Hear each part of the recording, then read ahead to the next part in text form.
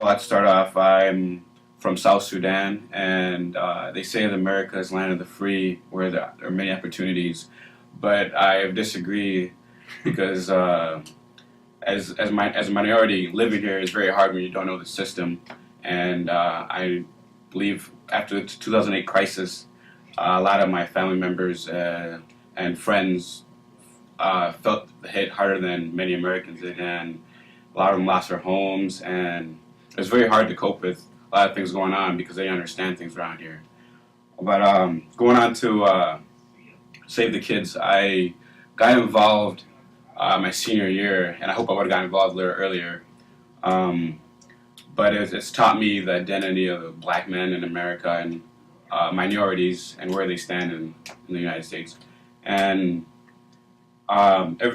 every time I learn more about what's going on with the prison system, with the school to prison system, I've been more inspired to go out and talk about more. So let me go talk about two of the programs we've done this year.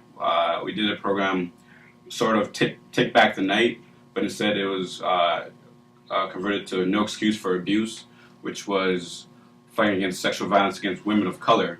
And in that event, I hosted, I learned a lot about being a black woman in America and how hard it is for sexually abused women and how hard it is for them to get their story out because of past history and slavery.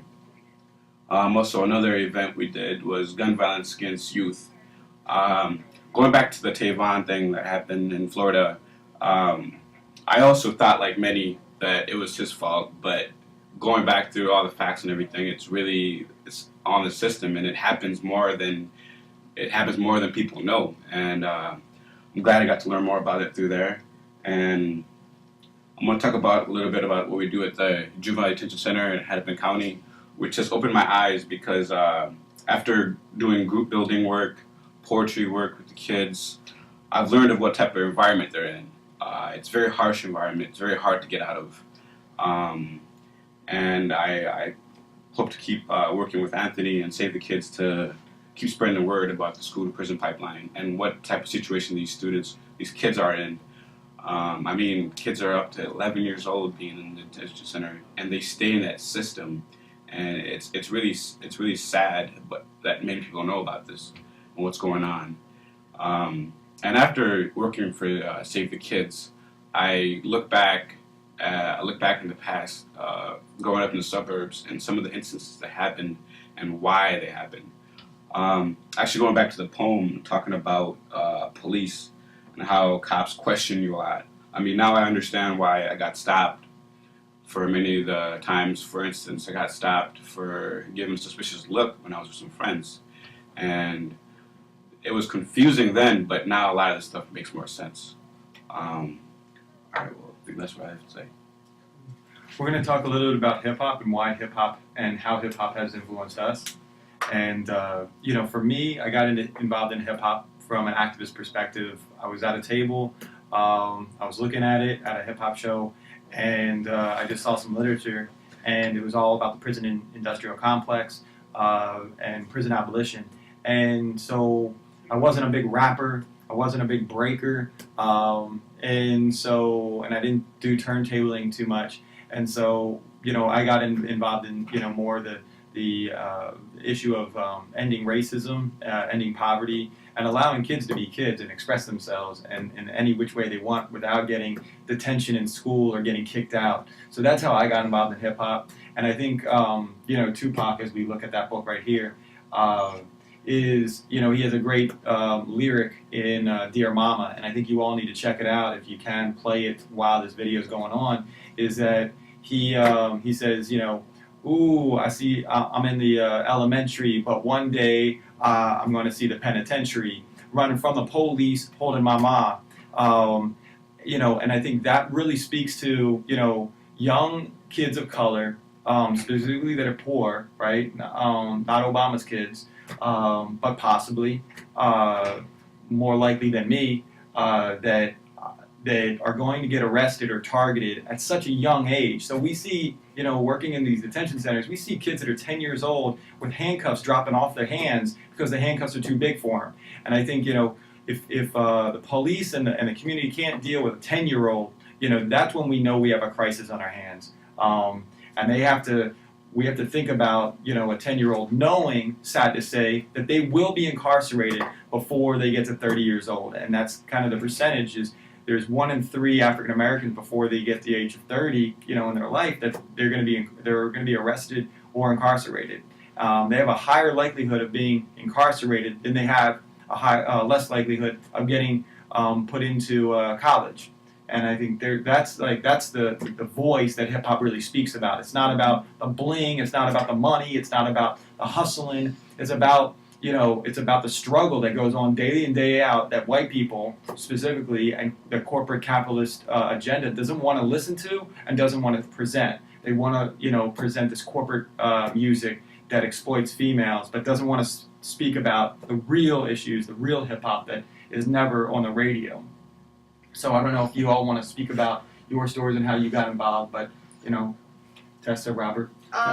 Okay. Yeah.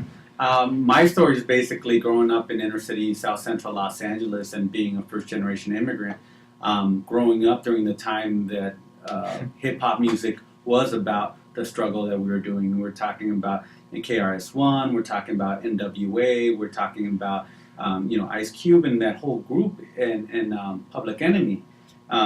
Talking about how oppressed we were, and growing up in all African American predominantly part of the city, you do see how divisive. Even if you're not, I was an immigrant to this country, but even when you're not an immigrant, if you are of the darker complexion, there are these thoughts about you that you're a criminal because of where you live. You're a thug. You're into a lot of these, drugs and everything, which is not true. But yet society puts this on you, and so rap for us was a way to express ourselves, to kind of give the finger to the establishment, because we were being pulled over all the time and considered gangsters, even if you weren't part of a gang, considered hoodlums, even if you weren't doing anything illegally. And so I guess it was that outlet that you needed to get that anger out instead of, shooting somebody or getting in a gang and robbing somebody. It was a healthy way of doing it. And I think, during the years that I was there, we saw a lot of this activism that was positive, but also negative. I mean, I was there during the Rodney King riots. I was there during, O.J. Simpson and the whole he's guilty because he's black. And, that's neither here or there, but basically the assumption that because of your culture and your background that you're assumed guilty already. So that's my history. My history has been of hip hop being a voice for the oppressed, a voice for the unrepresented and disenfranchised. I think it still holds that true, but it's the underground hip hop that still does that. The mainstream is, like Anthony was saying, is something of selling out to corporate America to really sell what they're trying to sell. As well as keep people away from getting exposed to underground music. Absolutely. And you're controlling the message that gets sent out. Absolutely. I mean, people get really confused when some of these rappers say, well, my music is only for people of color. And they get angry because they're saying, oh, they're being reverse racism. Well, first racism comes with power. And no one of color has power here in the United States. Everybody that makes the laws and implements the laws, all 4 branches of government, or 3 branches of government, actually is controlled by white America. And that's a well-known thing. And so who's implying and deciding who's an immigrant, who's legal and not legal, who's a criminal, not a criminal, what's a criminal, and what are the criminal acts, right? And if you look at historically the crack epidemic too, and how cocaine addicts, predominantly white, were getting a slap in the wrist, and crack addicts, was predominantly African American or Hispanic in the inner city, were getting life sentences. I mean, you got to really look at those whole dynamics and how they're playing to now too. I mean, then it was blatant. Now it's kind of subversive, and they say, "Oh yeah, well, everybody is equal and justice works for all." But yet, look at who's incarcerated and who's not. I mean, historically, it's always been anybody who's different, and it still continues to be.